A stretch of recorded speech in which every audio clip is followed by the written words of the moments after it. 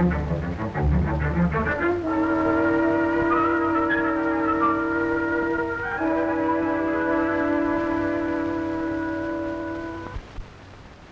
is strange indeed that the continued existence of most animals depends on their ability to destroy each other. Yet, due to this law, a balance is established between all creatures, and no one kind becomes excessive. The praying mantis, one of the most formidable of insect hunters, waiting silently with its front legs alert to grasp between its cruel spurs any prey that may chance to come its way. A butterfly is quickly snatched from the air, and mercilessly it is made a meal. This creature is even terrifying for us to behold. So imagine its appearance to a timid insect when suddenly confronted by this unusual creature. Aside from all this, it is one of man's best friends, for it helps keep in check many insect pests. The Mohammedans consider this insect sacred because of its preying attitude, which is in reality one of aggressiveness. The hunting wasp emerges from her home, a hole in the ground. Carefully she circles it to establish its exact location before going forth to provision it for her young. The wasp sometimes has to wander far afield in search of prey, and huntress though she is always in danger from other hunters. The mantis sights the wasp. Unknowingly, she walks into the trap. Instantly, it is between the front legs of the mantis. She struggles to free herself, and gradually the death grip is broken. The wasp quickly springs and is of paramount necessity to the continuance of her kind. The wasp instinctively knows the environment of its game. Every nook and corner is searched for its natural prey, the cricket. The cricket is sighted. Little does it realize that it will serve the most scientific of all hunters. Quickly, the wasp is upon it. She does not tear her prey apart. Her methods are more ingenious. The cricket must not be killed, only paralyzed. This is done by the wasp's stinger. A tiny drop of venomous liquid will act as an anesthetic, depriving the cricket of movement and still keeping it alive. The cricket struggles to free itself, while the assassin calmly gets into position to deliver the sting. With the skill of a surgeon, the lancet is driven toward its mark. A rapid thrust, and the nerve center is reached. The mysterious fluid is injected, and all is over. The cricket is paralyzed. Carefully, the wasp goes over the cricket's body with her tongue. Why this is done, no one knows. Let us reflect a moment upon what we have seen. A surgical method used by the wasp far beyond any technique we are aware of. Her victim is not a corpse, but a living thing, incapable of movement, and with all the freshness of a living insect. Again, the mysterious licking process is resorted to. Then the wasp carefully straddles the cricket's body and picks it up by its antenna.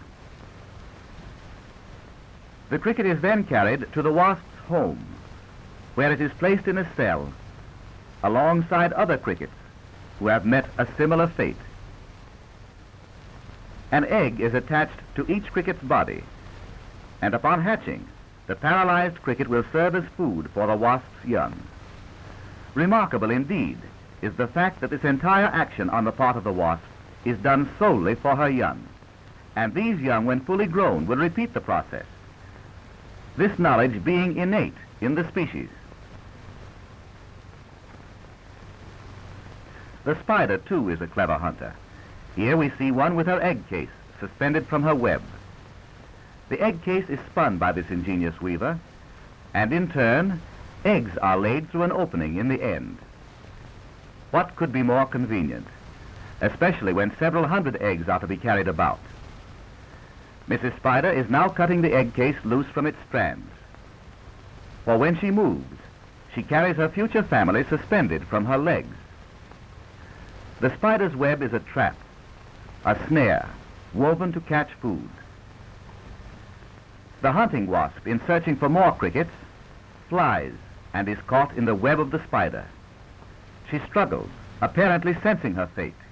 Immediately, the mistress of the snare is upon the wasp. Ingeniously, the spider starts spinning her web and winding it about the body of the wasp with her hind legs. The wasp is completely tied up and struggles helplessly. Soon the spider returns, though in no hurry, as there is nothing to fear. The game is completely ensnared. The spider hunts out the vital part of the wasp, and with ease, so that life in another form may continue. The wasp enmeshed in the spider's web is carried up to the egg case to serve as food for the spider's young. But even as clever a creature as this spider has plenty to fear. The solpugid patiently waits on the ground for the spider to descend to attach a new strand of her web. She no sooner is in reach of the solpugid than she is snatched from life. Such seems to be the law. The existence of one animal is always dependent upon the suffering of another. The solpugid also is not without enemies, for a scorpion is approaching, a creature that commands the respect of all crawling and creeping things. It's the jaws of the solpugid against the stinger of the scorpion. Suddenly they come face to face. Apparently neither fears the other. Without ceremony they rush at each other, but the scorpion is the stronger of the two and grasps the foe between its powerful claws.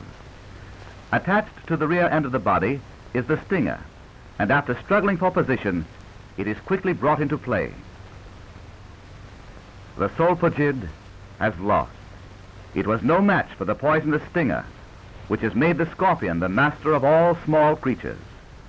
Animals not only have other animals to fear, but like men, their own kind are often their most relentless enemies.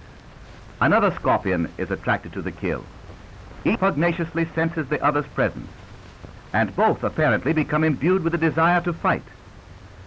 Judging from the deliberate action, each seems to realize the other is no common antagonist, but a foe that will fight to the finish.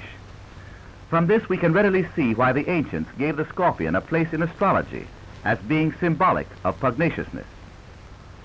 What a pity these great fighters cannot sense the utter futility of their combat. First, they cautiously creep toward one another. Then, with a sudden rush, they are entangled in each other's claws. With the skill of fencers, they ward off each other's blows, for their sting is as fatal to themselves as to other animals. Apparently aware of this, they feint with their huge claws, and fastening themselves in vice-like grips, they roll and toss in their effort to gain a point of vantage. They break, only to reunite in a more terrific struggle. Truly, this is a duel to the death, both trying for an opening to thrust their deadly stingers into vital parts. These are the soft membranes between the hard segments of their body coverings, and the most accessible places for the stingers to penetrate. Equally matched in strength and courage, and equipped by nature to be victorious over their natural enemies, they are driven forth by an instinctive force to their own destruction. Soon the stingers find vital spots. Again and again the poison is injected and gradually takes effect, until the powerful thrusts become mere spasmodic quiverings. Muscles relax. They release their holds. Both have become victims of their own specialization for preserving life, thus completing a cycle in the struggle for life among the animals.